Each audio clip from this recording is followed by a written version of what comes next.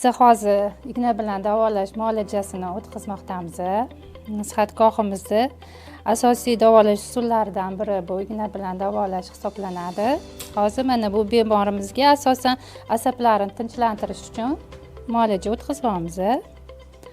Igna bilan davolash o'zi har bitta bemorga qo'ysa bo'ladi. Buni asosiy ta'sirlari asablarni tinchlantirish, qon aylanishini yaxshilash, og'riqlarni qoldirish maqsadida qo'yiladi. Igna bilan davolashni qarshi ko'rsatmalari ham bor. Bu qarshi ko'rsatmalar asosan onkologik kasalliklarda, qon kasalliklarida, shu bir xil odamlar ninadan qo'rqadi. Shu odamlarda ham nina qo'yishni ehtiyotkorlik usullari bilan qo'yamiz. Ninamizning samarasi juda katta, yaxshi ta'sir ko'rsatadi. Har bitta dam oluvchimiz xursand bo'lib ketishadi. Mana bularga hozir asablarni tinchlantirish uchun qo'yamiz.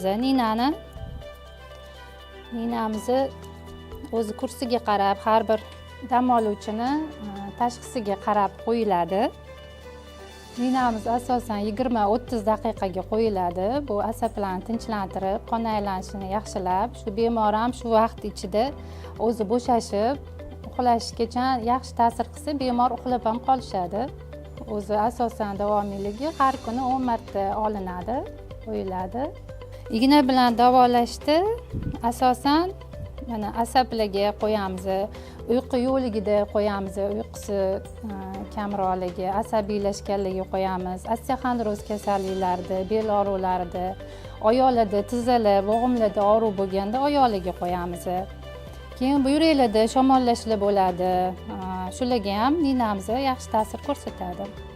Igloterapiya muolajasidamiz.